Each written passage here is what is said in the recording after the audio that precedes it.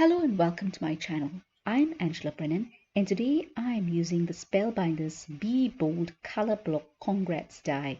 I find this die really interesting to use because it's very clean die cuts that you can create for the card, but you can embellish it whichever way you want. So I use a lot of the Spellbinders flowers. Because the card measures 6¼ by 3¼ inches, I don't have envelopes to fit this card, so I do end up making envelopes to match the cards, which I use my We Are Makers envelope punch board. So I make the cards 4 at a time, and how I do this is by choosing 4 main colors. For the first card, I choose colors from the paper boutique It's a Puppy's Life, so it's quite bright colors, and I make 4 cards at the same time because there are so many elements that will be wasted if you don't use it up for other cards, and I don't want to keep it in a container or in a pouch to use later on, so I decide to make all the 4 cards at the same time, and I end up making 3 sets of 4 cards. I get 12 cards altogether, but I show you how I make one because it's repetitive. The way to do this efficiently is to cut your paper pieces in advance. So I have got the colored cardstock, which I cut choose 4 colors and cut them slightly bigger than the card. So the card I'll make will be 6¼ by 3¼ inches, but because I'm going to die cut it, I cut it 6½ by 3½ inches. So you've got the colored cardstock, you've got the white cardstock that's about 80 grams, then you've got a backing which is about 110-pound cardstock. Again, cut the same dimensions, and then I also cut masking paper and double-sided adhesive sheets. It's very, very systematic how I do this because if you keep all the elements of the die cuts together, it's easier to compile the cards. So just follow on the video and see. It's very simple to do, and you have so many congrats cards available. Now, Spellbinders also have got hello and Christmas and love, I think. I only have got the hello and the congrats. Now I'll link to the description below how I've done the hello Be Bold color block. I did that a little while ago and I just got this set because it was on the sale. So do follow on and see how I put these cards together. It's really, really fun to do. All you need to do is choose the color palette that you want to use. I really hope you enjoyed the video. If you do, please give it a thumbs up and consider subscribing. And when you do subscribe, remember to press that notification bell so you're alerted when a new video is uploaded. Do head over to my blog, and the link to my blog is in the description below, where I've got close-up pictures of the cards as well as a link to all the products that I've used. In the meantime, I'm going to leave you with some music and I'll catch you later.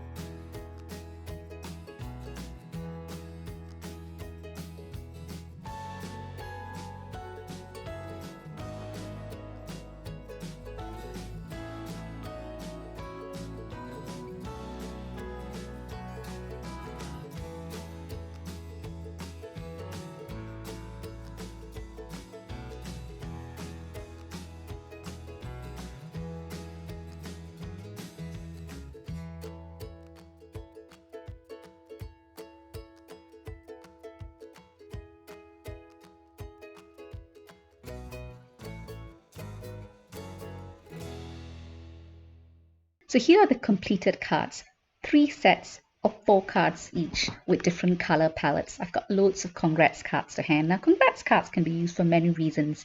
The first one, I only embellish 3 of them, and each from each color palette. So the first one is a wedding card for a colleague.